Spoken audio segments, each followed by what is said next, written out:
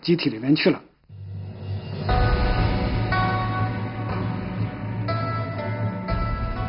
It was in this way that Kunqu entered the families of scholar officials and became a part of their spiritual life. Without Kunqu, life would have been dull, just as it would have been without chess, music, painting and calligraphy. The foundation for the wide popularity of Kunqu and its later position as one of the nation's opera forms had been laid.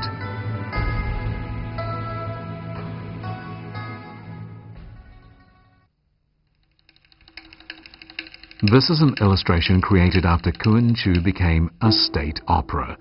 Compared with the illustrations depicting family troupes, this plate reveals a significant step made by Kunqu, the appearance of facial makeup.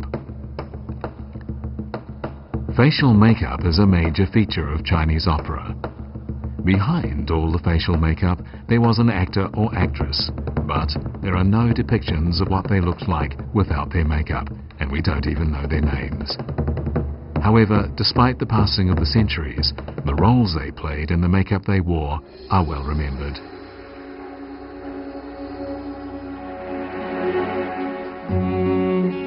Today, students at this Kunqu school go through the same training as they would have in the early years of the genre, learning to sing without musical accompaniment, memorizing tunes and dialogues, and practicing postures. And none of these hurdles can be said to have been passed until they have found the role to which they are uniquely suited.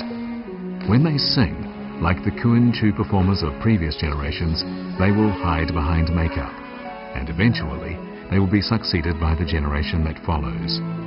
This is the way culture continues. Someday these people and their stories may recede into history and be lost forever, but the best aspects of the culture will never disappear.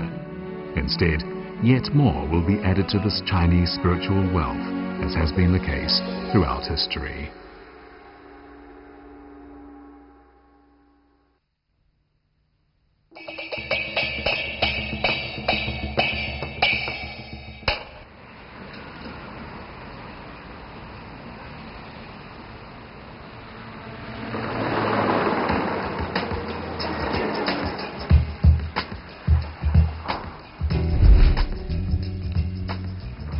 In the global field of the arts, the Lincoln Center for the Performing Arts enjoys an extraordinary reputation.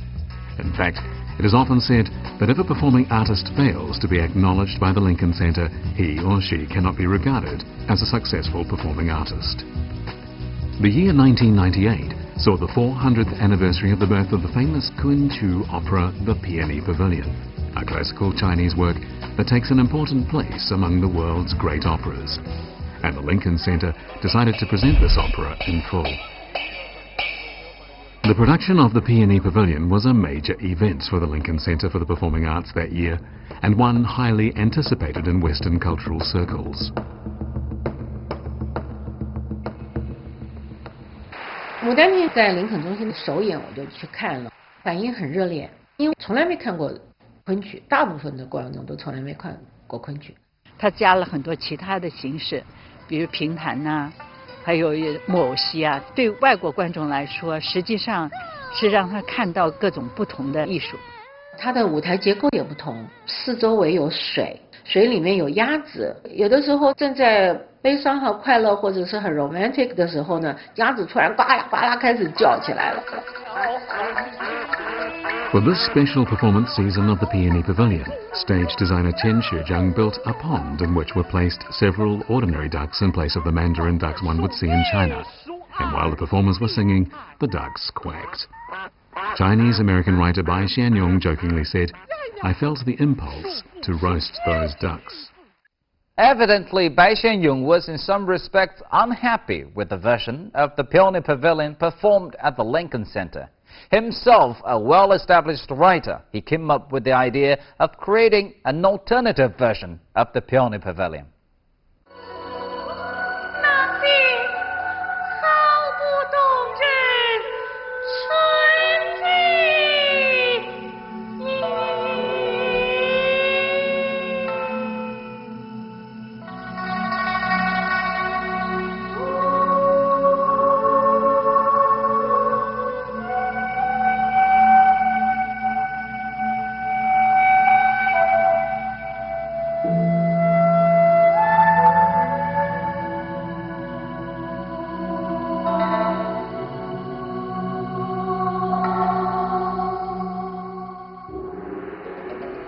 In 2002, Bai Xianyong came to Suzhou, the birthplace of Kunqu opera. Many know that he is the son of Bai Chongxi, a senior army commander of the Kuomintang party, as well as a famous Chinese-American writer. But now he was planning the production of the new version of the Peony Pavilion. 搬到现在的舞台上面去，而又不受损。哎呦，这个就是大学问。 Watching this opera is like being engaged in a dialogue with people who lived 400 years ago.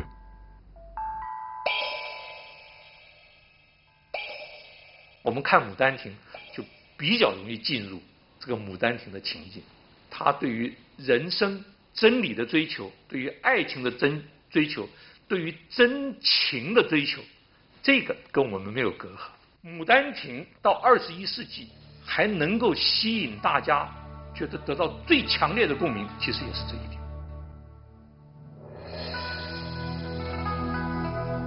The script of the Peony Pavilion was created when Kunqu opera was at its peak, and it is regarded as an immortal work of both Chinese literature and drama. Its author, Tang Xianzu, is regarded as one of the greatest playwrights in the world. In fact, he is often compared to Shakespeare, and the two share many things in common.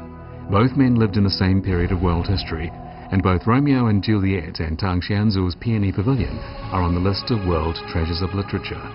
Even more extraordinary is the fact that Shakespeare and Tang Xianzu died in the same year, 1616. Can it be merely coincidence that two of the world's greatest playwrights, one in the West, the other in the East, were born in the same era?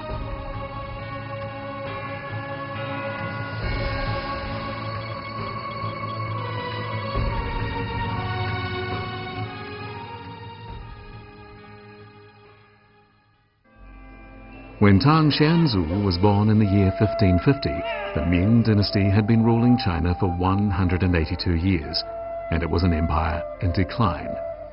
But despite this, the arts and those who supported them were in the middle of a period of prosperity, and Kunqu opera had almost reached its zenith.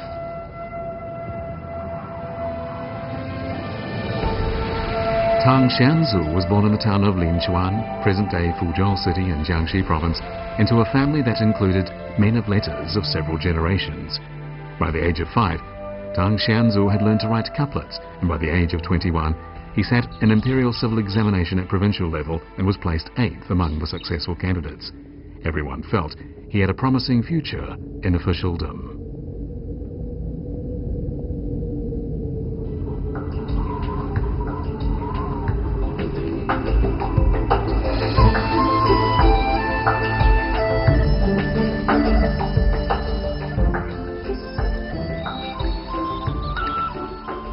In 1577, Tang Xianzu had already made quite a name for himself, and it was then that he went to the national capital to sit the imperial civil examination at the national level.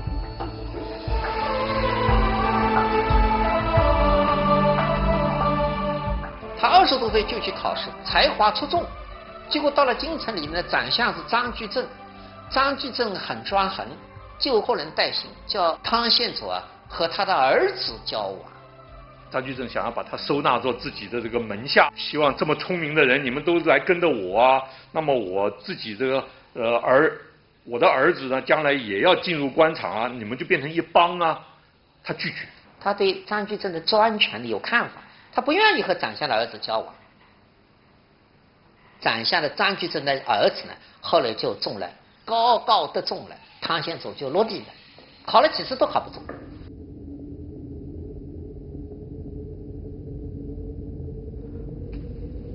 Tang Xianzu would never forget how misleading the results of that imperial civil examination turned out to be.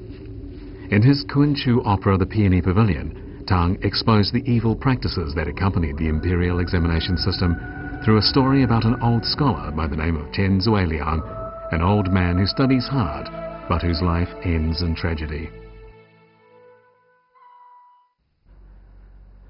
The author of the Peony Pavilion sat the imperial civil examination 4 times, and while in the end he passed the civil examination at the national level, it was only after Zhang Juzhang died of illness and his corrupt practices were exposed.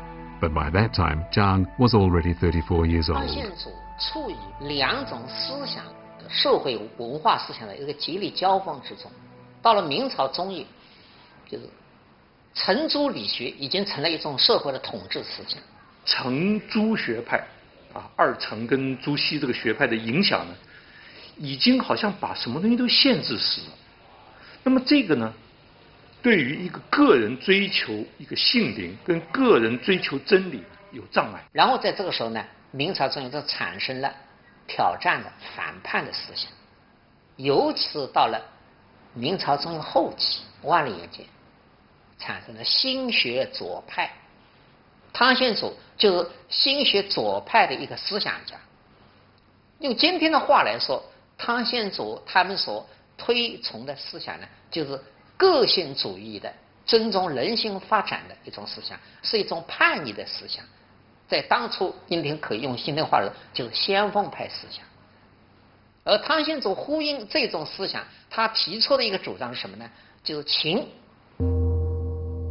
这个情在《牡丹亭》中就具体的体现为杜丽娘就是情的化身。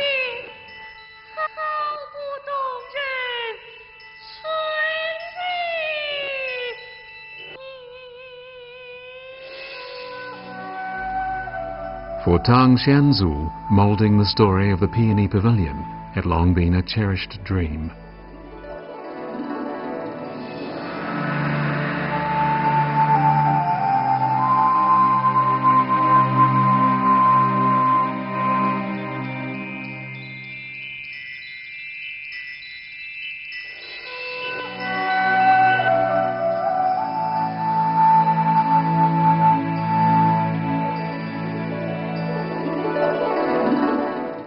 Now, the pursuit of a fulfilled life, love and genuine passion as depicted by Tang Xianzu in the Peony Pavilion was somewhat at odds with the prevailing values of the Ming Dynasty.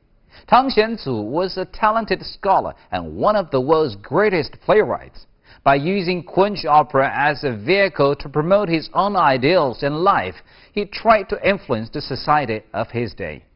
In our next episode, we'll learn more about this famous writer and about the sensation caused by the Peony Pavilion. And thank you for staying with us on today's New Frontiers. I'm Ji Xiaojun from CCTV International. See you next time.